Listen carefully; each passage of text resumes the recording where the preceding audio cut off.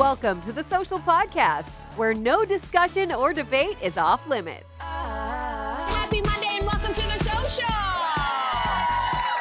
All right, everybody, welcome to the show. Why don't we kick things off? We're going to kick things off because there's a Super Bowl that's going to be happening. The pair up is in existence, and people have strong feelings about it, okay? So the Chiefs are in it for the third year in a row, and it's a rematch with the Eagles. So people online are frustrated that it's the same old story from basically 2 years ago, and there's a lot of hate out there for these two teams. So what do you think about the anger here? Listen, I think it's a classic story. We love to build them up and then we like to tear them down because the Chiefs haven't done anything differently over the past couple years. Even people who thought that Travis was gonna fumble the ball with Taylor and that was gonna be the end of him, he didn't do that. Everything's exactly the same, but for some reason, nobody, absolutely nobody, except for Chief fans, want this team to win the Super Bowl again. And this article in Forbes kind of does a deep dive, and they say the reason why we feel this way is that we don't like the sameness. We don't like to feel like, okay, it's the same team again and again and again. But as a sports fan, I'm not bothered by that, but I also know that I'm not the typical sports fan because I don't have a team. I just I pick arbitrarily by like whatever's going on. Like this year, Is that unusual though? Like, are most people like I don't know. I don't ask. I think if it's your city or most people there are people who are like, it's a family thing, and you are not allowed to bring somebody else from another team, like fan into the family. It's very bizarre. But I'm not like that. I'm more like, I pick a team based on like random things. Like this year, I became a fan of the Buffalo Bills because of this one guy. Not only do they have the best fans, Bills Mafia, but this one guy, Justin Stephone. Did you guys hear about this guy?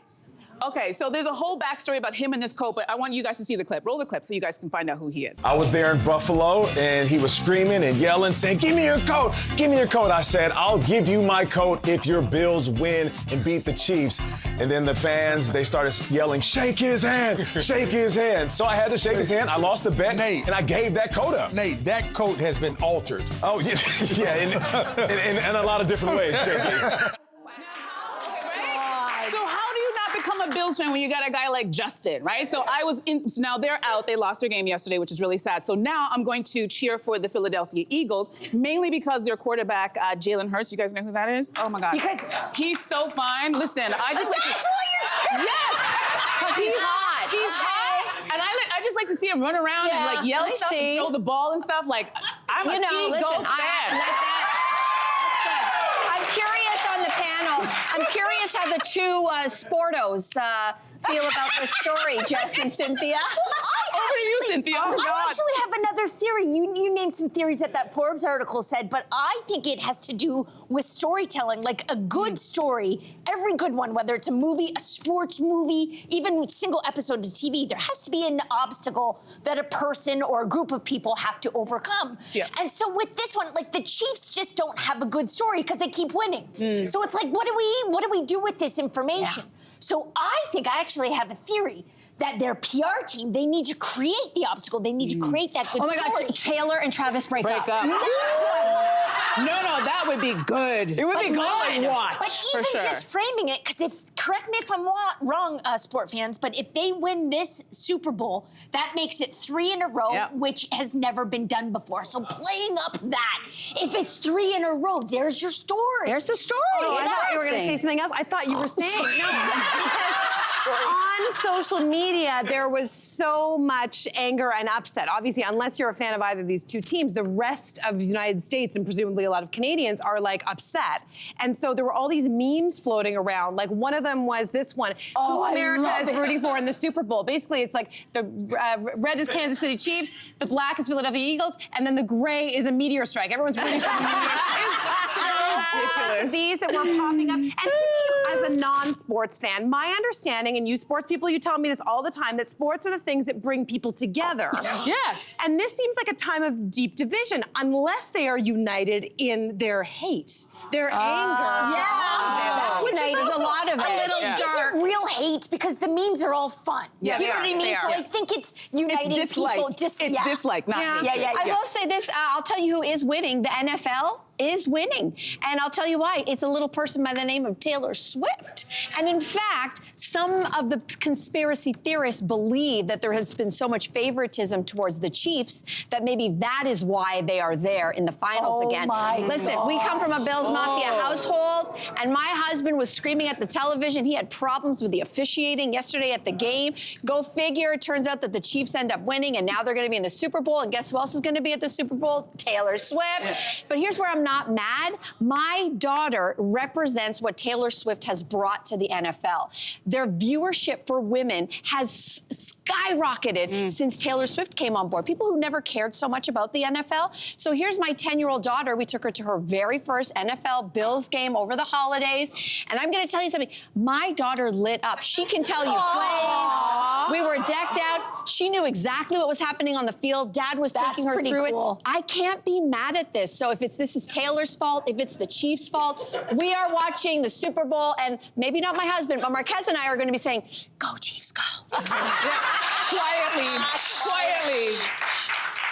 Speaking of which, CTV, we're going to have comprehensive live coverage of the Super Bowl. It goes down. Super Bowl 59, February 9th, right here on CTV. And we want to stick with huge sporting events around the world because the countdown for the FIFA World Cup is actually on officially. We are 500 days out from Toronto's first game.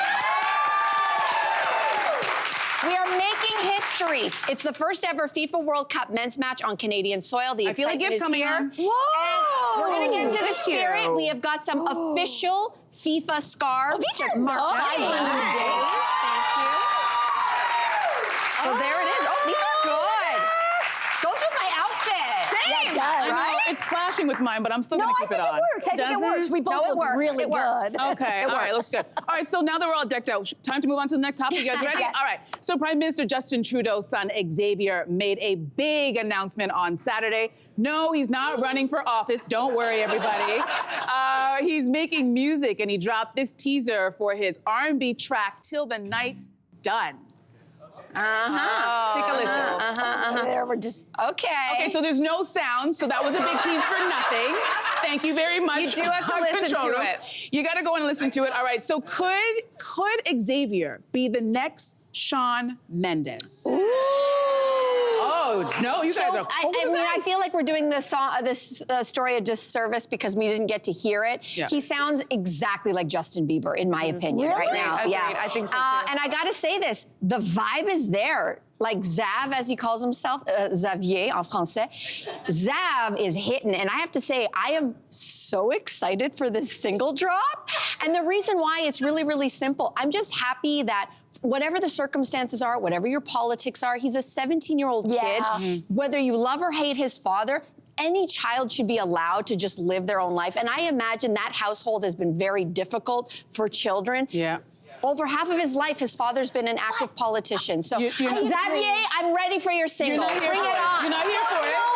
Here's the only hiccup. Like, good for him. But you know, when you hear R&B, I know the genre has evolved, since the 40s. But like, do you think 17-year-old Canadian son of a prime minister R&B? Does that? Well, in my world, no. But Not then really. again, he's got a lot of obstacles to overcome, like I just said, and that makes for a great story. Oh. So go. So you're supporting. Yes. Even though it's more of a watered down R&B for you. Yes. Okay, I got you. All right. I think if the girls or the kids, I shouldn't say that. No, the girls. You're right. Or If the whomever teenage is girls are on board. into him, he has a good chance. Like, he has a good voice. The thing is that I'm worried for him. I mean, I'm a mom. Any mom cares about your kid, and even though there will be cynics who say, "Oh, he has a huge leg up. He's a nepo baby. He's getting to the front of the line quicker."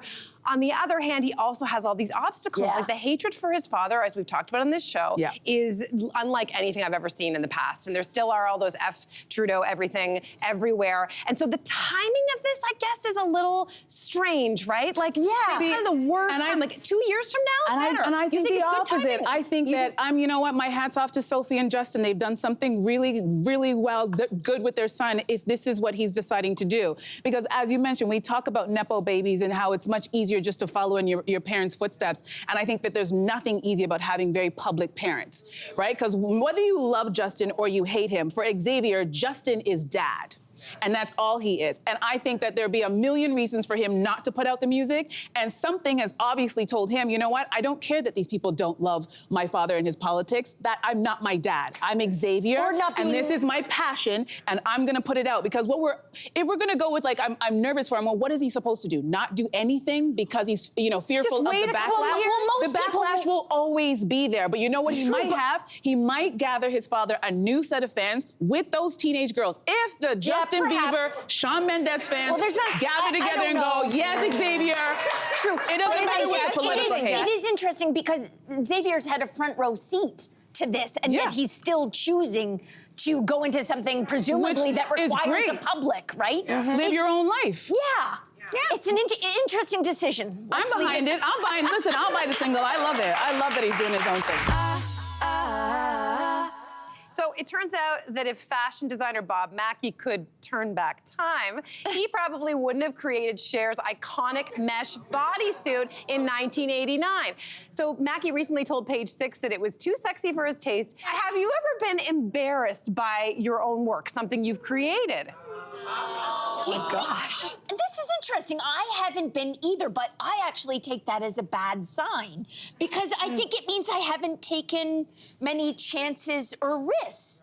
And so there hasn't been a huge opportunity. So you want to wear that outfit with just a little cover your girl?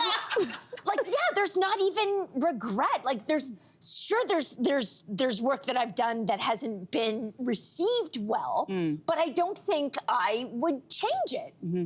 Anyway, that's what I have to say. Sorry, I'm just still stuck on that outfit because it's so hot. It almost looks more racy with my eyes today than it even did at the time, which is weird. Is that just me? I need to know who her esthetician is. Like, I need some answers. Yeah, like what was taped? What was like? Did anything escape from the left or the right side? Yeah, It's just so narrow, that little strip. That's what I didn't notice. Yeah, it's very interesting. And I think it's interesting that he's so bothered by it. It's like, it kind of shows that he's way more conservative than we thought he was. Because like, well, you designed it, now you're upset because she's near her son. So maybe that speaks to like his family nonsense. But I'm thinking about things that I'm embarrassed by. Have you not heard my dating stories that I've told on this show? But I also feel like those are the moments that I grow the most from. Are those moments where it's really awkward and the moment it feels like the worst thing, but then later on you end up laughing about it and you learn so much more about yourself from those embarrassing moments. So I'm with you. I'm not embarrassed. No. Afterwards. In the moment, yes. Yes, Afterwards, exactly. no. It's a character Literally, it's funny. moment. This past weekend, Jaya asked me out of nowhere, have you ever been embarrassed by anything? And I was like, that's a sweet question. interesting. And I had to think for a second, and I remembered this story that some of you may have heard, that there was one time when we were doing an event on a stage. It was a big stage, big lights, big for the social, and it turns out that I had my period on my dress.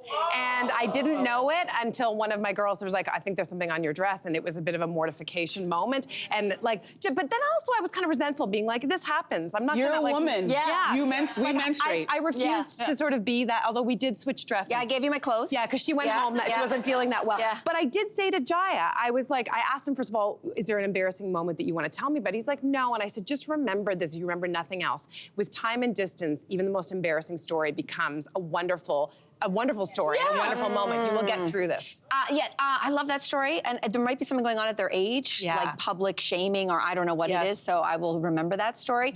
I go back to Cher, because I can't get over the outfit. But what I don't know if Bob Mackie, to your point, Andrea, is getting more conservative the older he is. He's quite old now. But the idea, like, in my mind was, he was like, oh my God, that was almost too sexy, and she's with her son. And I was like, it triggered something in me as a mom, because a lot of people come at me with my clothes that I'm not appropriate. And I think, is he coming from the camp of, what is a mother supposed to look like? Or what is a mother supposed to dress like around their children? Thank you. And she's a mother. That's weird. And that's normal for her. And his father is also a big rock star. This is very normal. That might be the most covered up he's ever seen his mother. Also, listen, to take it away from the rock star, I don't know about you, but I grew up in a house where my mother would walk around naked all the time. And if you had a problem with it, she's like, well, you can leave my house, because this is my house and I want to be naked. So I think it's just maybe in his household. Maybe that's what I was saying. Something about his family where he didn't grow up with this. And that's why he's so bothered. So don't worry, I'm going to lean into all the bodysuits. Exactly. It's coming. Okay, get a load of this roommate drama. A woman posted on Reddit saying she hid her expensive shampoo and conditioner from a roommate's friend because the roommate's friend was using it up. So unfortunately, her roommate then accused her of being rude and petty. So is hiding your fancy shampoo and conditioner rude and petty? What do we think? No. I thought it was a bit rude and petty. But just a little bit justified. I can get it from all angles. First of all, I don't know why the boyfriend doesn't have, there's those guys who, my son is one of them, who has like the shampoo and conditioner in one. Yeah. Right? Like that's what he has. I'm sorry, that's a sin. I know, it's a sin, but a lot of guys do this. So the boyfriend, first of all, needs to shell out for some more expensive stuff so his girlfriend can use it. But I take issue with this roommate. Like, she claims that there was like half the bottle was gone. Do we really believe this? Have you ever seen? Like, have you ever been confronted with fancy shampoo and conditioner? I just as much as I can. Yes, when you the 360. When you don't pay for it. Yeah, you oh my God. That was me. Okay, it's a double wash day. Yeah, in 2024, I would totally agree that this was petty, but in early 2025, Simon and I were at an Airbnb with fancy shampoo and conditioner. For days after, we were like, have we ever looked this good before? Smell my hair, look at how shiny it is, look at how silky. And yes, I bought the fancy shampoo and conditioner. How much? $65 a bottle. Wow! The good news is that we only wash our hair once a week, so I'm hoping it lasts 1 year. And you do like this? year. You do like this? Oh, at home it's so different. It's like Exactly. When you pay for it, it's different. Yeah. I think this guy has all the audacity to be mad at his roommate. First of all, if you have guests over, buy toiletries for your guests, sir. Oh, that's. And to the woman who... That's an adult right? thing, And to though. the woman who's crawling into a shower that is not hers and using product that she know that she did not ask the owner of it, can I borrow? Can I have? Is it okay? That also is a problem. I'm so glad I live by myself. I'd have lost my mind.